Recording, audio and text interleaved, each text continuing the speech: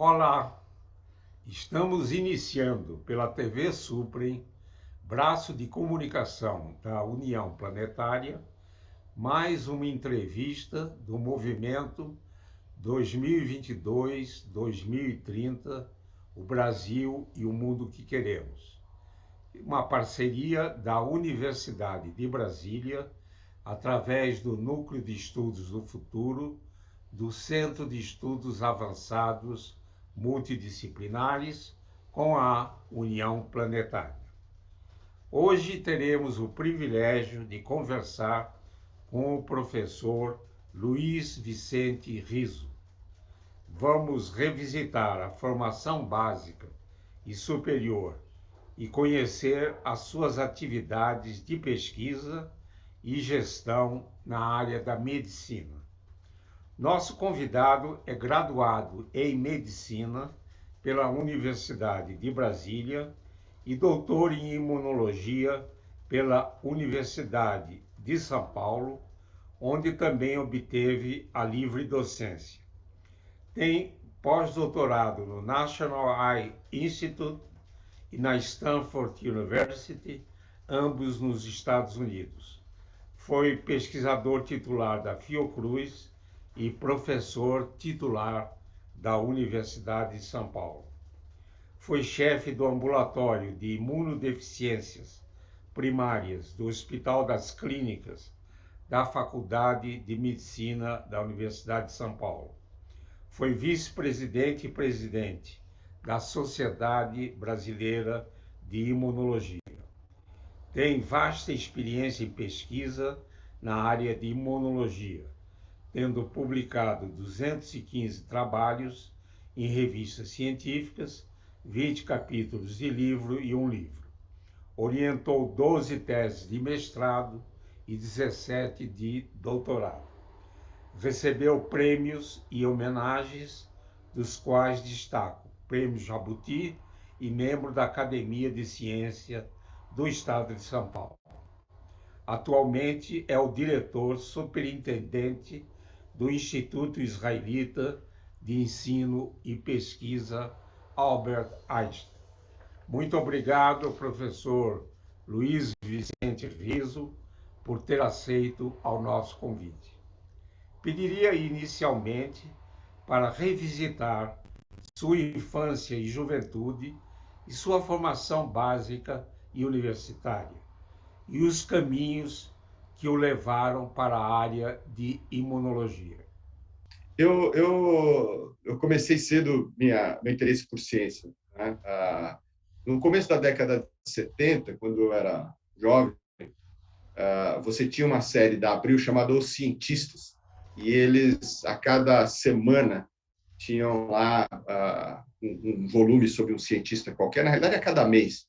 E no final do ano, você, com as pecinhas que você tinha, conseguia montar um microscópio. Então, montei meu primeiro microscópio com 7 anos. Por nada específico, nenhuma pessoa na família tinha interesse científico, a maior parte das pessoas não tinham sequer uma graduação universitária, né? Uma família de imigrantes italianos, né?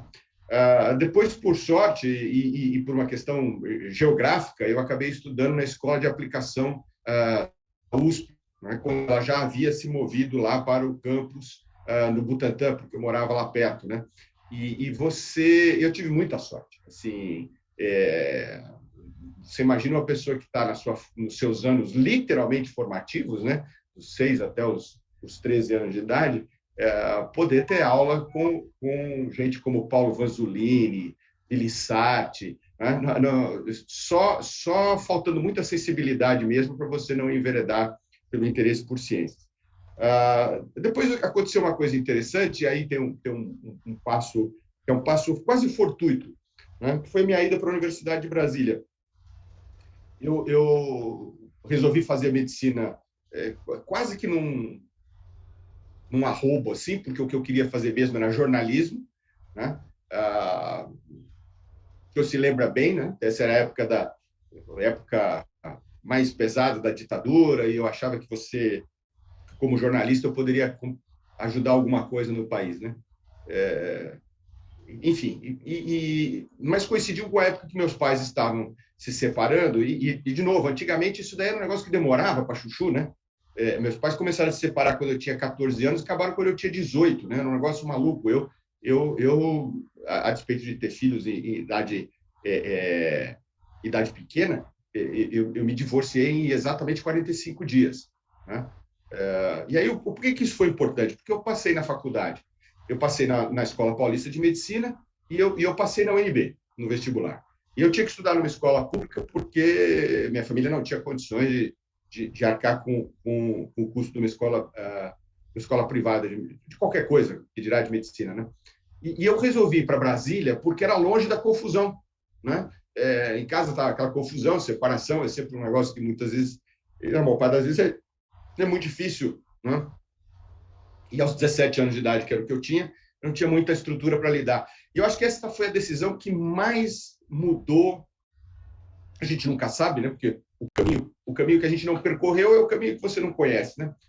Foi a decisão que mais mudou o meu futuro, porque a UNB, na época que eu estudei, tinha que ser um dos lugares mais maravilhosos de pesquisa do país, né? Porque nós tínhamos oportunidades de estar muito próximos com os professores. As turmas eram pequenas, você se conhecia, você conhecia os professores, né? Imagina que eu teria a condição, por exemplo, você se lembra do saudoso professor Felizardo Penalva, né? Nós fomos até ele e nós precisávamos de um curso de genética humana. Ele reabriu o curso de genética humana para dar aula para 6 alunos, né? Então, isso é uma coisa, e acho que isso só era possível no UNB. Eu não consigo imaginar uma outra universidade onde isso pudesse acontecer, onde 6 alunos batessem na porta de um professor e falassem assim, olha, sabe aquele curso que não se dá há 15 anos, a gente queria fazer, não dava para revivê-lo? Consequentemente, ela teve, eu acho que, junto com meus estudos, né, que hoje no que se chama ensino fundamental, na Escola de Aplicação da USP, esses são os dois grandes criadores do meu interesse por ciência. E eu nunca mais, claro que já tinha alguma coisa, como eu falei, eu e a série Os Cientistas, da Abril, né? Eu nunca mais consegui me livrar disso. Isso sempre fez parte da minha vida, eu nunca consegui ver a medicina sem a pesquisa, né? Eu acho que é uma função fundamental da atividade de saúde, você está sempre procurando algo melhor para os pacientes e, consequentemente, então, a pesquisa. É isso, eu acho que eu tive sorte de ter tido grandes professores, de ter feito essa escolha pela UNB, porque eu tenho a impressão que se eu tivesse ficado na Escola Paulista, que é uma excelente faculdade de medicina e que tem também excelentes profissionais e tal, mas até por uma questão de distanciamento, eu não teria ficado tão próximo da ciência como eu fiquei e não teria moldado a minha vida do jeito que mudou. Eu provavelmente seria um médico clínico, talvez até com doutorado e tal, mas que não tivesse enveredado pela vida acadêmica. Porque eu gosto de ver paciente, né? Não é que eu desgoste disso, não é que eu fiz medicina para ter uma formação, assim, qualquer coisa. Não, eu realmente gosto de paciente. Aliás, eu prefiro quando eles deixam de ser pacientes, que você faz alguma coisa boa por eles e eles voltam só para dizer que estão bons, né? Todo bom médico gosta dos pacientes, senão ele não é um bom médico, né? Professor Riso, poderia destacar as suas atividades na área de imunologia em importantes instituições como a USP, a Fiocruz e agora no Instituto Israelita de Ensino e Pesquisa Albert Einstein. Então, professor, essa é uma história, eu acho que é uma história em 3 capítulos, né? E eu vou tentar dar na ordem. Eu acho que a primeira coisa foi quando foi ainda na UNB, né? Quando eu me interessei muito cedo por imunologia, me interessei por um erro. Eu entrei na sala errada de aula, mas isso é uma outra história, e achava que estava na aula de anatomia, estava tudo escuro, o slide já funcionando, porque eu cheguei atrasado, como era de praxe no meu caso, né, tinha lá um fígado. Mas, enfim, quando eu terminei a faculdade, fiz pediatria, resolvi que eu ia fazer, então, alergia e imunologia. Mas você não tinha uma residência de alergia e imunologia no Brasil, você tinha residências de alergia, né? E você tinha, eu por acaso tinha passado, o senhor se lembra muito bem, porque foi fundamental em conseguir fazer esse estágio em Harvard durante a faculdade de medicina ainda, tinha lá um conhecido que tinha assumido a chefia da residência de alergia e imunologia em Stanford, e ele tinha dito que se eu passasse na prova, ele me arranjaria uma vaga, né? E foi isso que eu fiz, fui para Stanford, tive lá a oportunidade de fazer um bom treinamento médico, mas principalmente ter tido algum impacto nas minhas pesquisas em imunologia, né?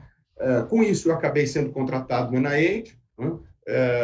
Um tempo depois que os meus 2 primeiros filhos nasceram, a minha então esposa quis voltar para o Brasil, a despeito de ter uma boa posição lá e tal, ela era médica e tal, voltamos, voltei coincidentemente na época que havia um concurso para professor no ICB da USP, professor de imunologia, prestei o concurso, passei no concurso, aliás, é uma história muito interessante, porque como eu sou ruim de conta, quando começaram a colocar as notas, eu pensei que eu tinha perdido, né? Então, eu não fiz as contas direito. Fui lá, cumprimentei o outro candidato, dei-lhe parabéns por ter ganhado o concurso. Ele deve ter olhado para mim com a cara, quem é esse louco, né? Foi ele que ganhou. E estou saindo, né? E aí vem atrás de mim o professor João Santana, que era o presidente da banca, professor titular da USP de Ribeirão, e fala, Riso, onde você vai? Eu falei, olha, eu vou me despedir da minha família, porque eu vou voltar para os Estados Unidos, né, para arrumar as coisas lá. Ele falou, mas você não vai dizer nada, você ganhou o concurso. Eu falei, mas eu ganhei? Ele falou, ganhou, não sabe fazer conta, não? Aparentemente, não. Mas isso posto de lado, então fiquei na USP, onde eu virei professor livre docente. A convite do professor Jorge Calil, eu assumi o ambulatório de imunodeficiências do HC, que eu chefiei de 2000, de 98 até 2008, quando eu vim para o Einstein. Virei professor titular, né? E aí eu recebi esse convite para vir aqui para o Einstein para chefiar o Instituto de Ensino e Pesquisa, né? E aí, por isso que eu falei que eram 3 capítulos, né? Então, um capítulo como estudante, como pós-doc, como pesquisador visitante, depois como chefe da seção de imunologia clínica, e depois atividade administrativa. Quando eu vim para cá, o Einstein é um hospital geral, né? Então, nós temos todas as especialidades, temos maternidade, como poucos hospitais grandes têm, e eu justamente briguei muito comigo mesmo para não transformar o Instituto Israelita de Ensino e Pesquisa em Instituto Israelita de Imunologia e Ensino, né? Então, a atividade de imunologia no instituto que eu dirijo, ela não teve nenhum específico destaque, a não ser pelas questões ligadas à oncologia, né? Então, muita coisa ligada a transplante de medula óssea. O Einstein foi o primeiro hospital da América Latina a fazer um transplante heterólogo, né? A utilização de células T reguladoras como o controle de rejeição de enxerto versus hospedeiro, também fomos os primeiros a fazer na América Latina, um dos primeiros a fazer no mundo, mas não foi por desenho, né? Foi por necessidade, foi por uma questão de que a área assistencial necessitava desta força em imunologia. É claro que durante a pandemia, por conta das interações imunológicas, a gente acabou se envolvendo muito com isso, né? Inclusive, a primeira droga a tratar a síndrome de liberação de citocinas, né? Ou a tempestade de citocinas, como a gente chamava antes, foi o Einstein que descreveu, que é o tofacitinib, que é o inibidor de quinase de Janus, né? Inclusive, foi capa e editorial do New England Journal, e hoje a droga está aprovada graças ao nosso trabalho aqui. Mas foi muito mais... A atividade de imunologia aqui é muito mais por necessidade do que por desenho.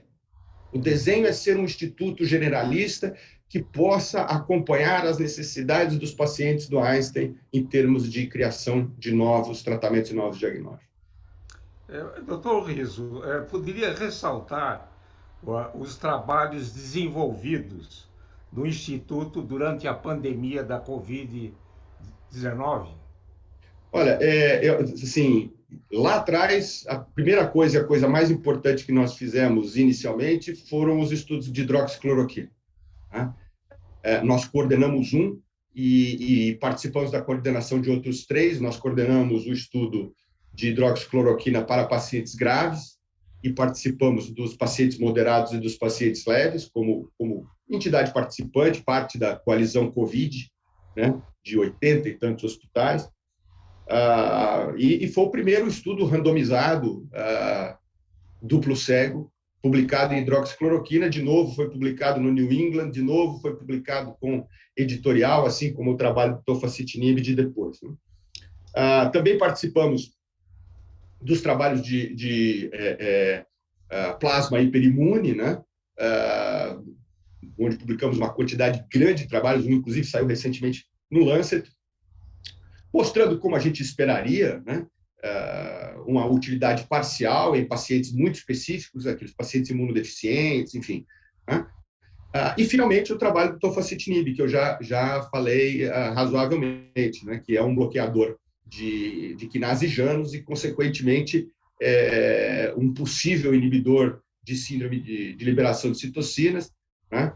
Utilizado ordinariamente para artrite reumatoide e agora alguns dos parentes utilizados em dermatite atópica, mas que nós demonstramos que tinha um efeito muito eficiente, com 40% de aumento da sobrevida dos pacientes sem UTI, acima do melhor tratamento possível. Né? Então, o melhor tratamento possível, que já dava uma sobrevida de 70% na UTI, nós adicionamos aí com o TOFA mais 40%, trazendo, então, para mais de 90% de sobrevida nas UTIs dos pacientes intubados. Então, esses foram os trabalhos principais que nós fizemos.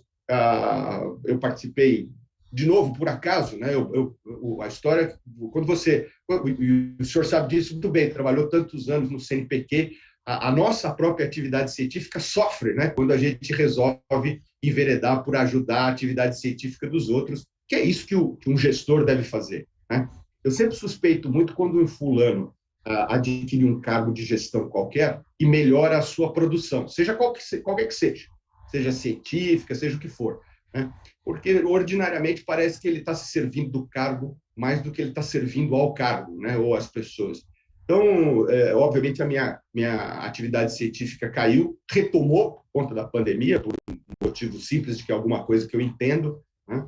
Mas é isso. Então, participamos da hidroxicloroquina, participamos com tofacitinib, participamos de todas as vacinas que nos foram oferecidas. O Einstein teve envolvido aí com mais de 12 mil voluntários nos diversos estudos de vacinas, né?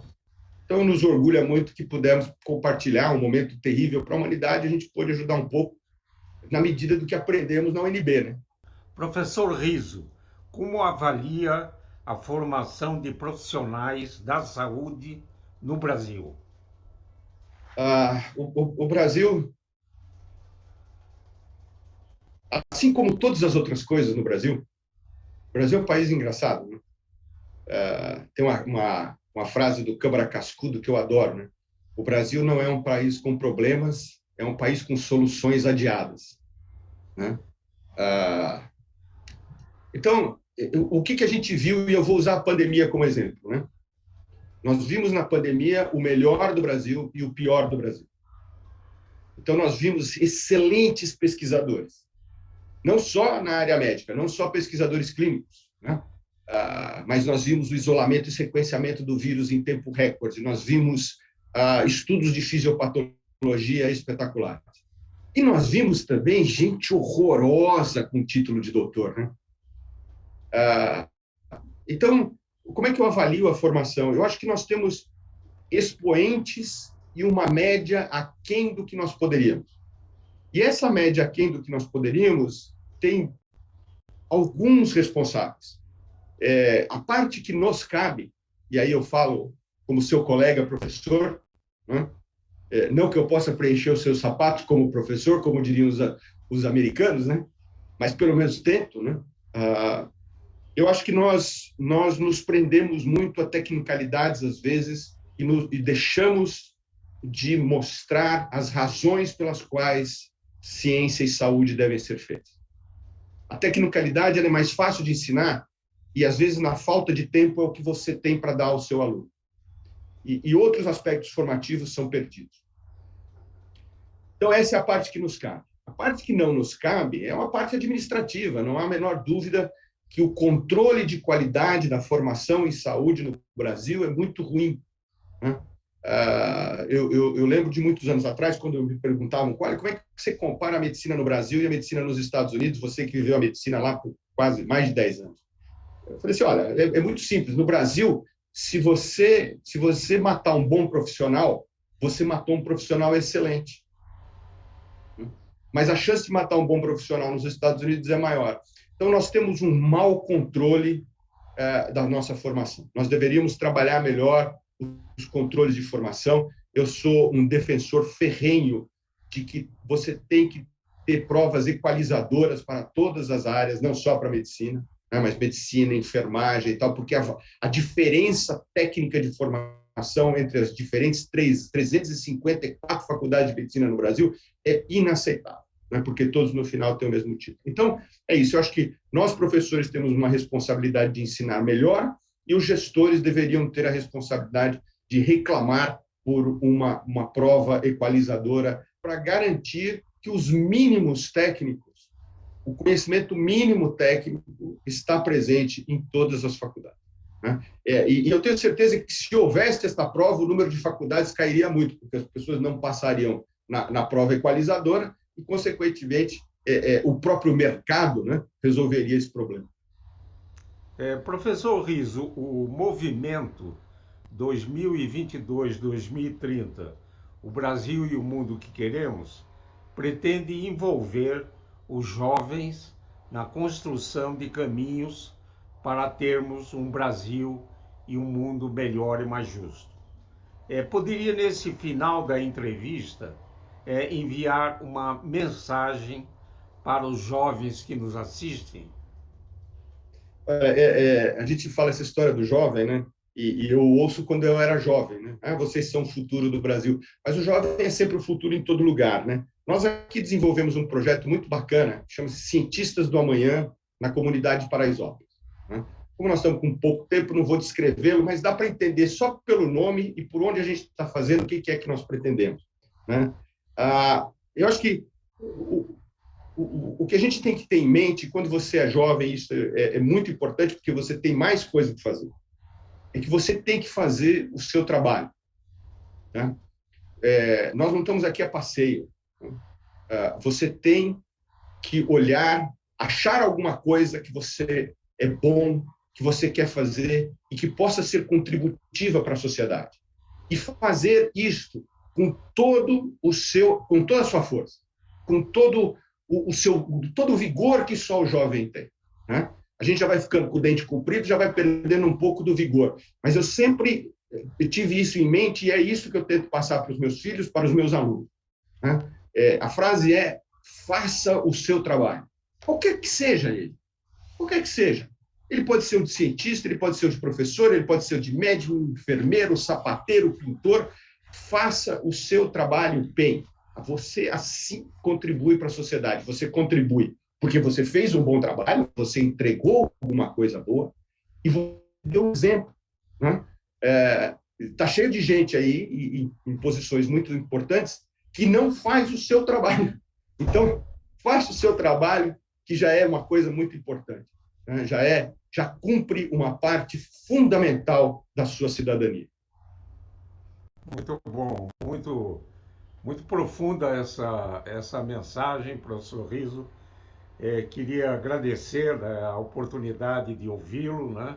Quero registrar o nosso orgulho da Universidade de Brasília, de ter um ex-aluno da UNB, galgando, fazendo uma carreira muito importante, com ações, né, com iniciativas, né, no meio da sua viagem profissional, teve a ousadia de abandonar a Universidade de São Paulo, uma das principais, se não a principal universidade do Brasil, como professor titular, e investir o seu conhecimento, seu tempo no Instituto de ensino e pesquisa Albert Einstein e desejo que continue nessa brilhante carreira de pesquisador e um gestor com uma visão social importante, né? Como, por exemplo, essa iniciativa de trabalhar com as crianças Paraisópolis. Muito obrigado, então, professor Riso, e esse e outros programas do Movimento 2022-2030, o Brasil e o Mundo que Queremos, podem ser acessados no canal YouTube do canal Subre. Gostaria de agradecer a atenção de todas e todas que estiveram conosco e voltaremos a nos encontrar em uma próxima oportunidade. Até lá!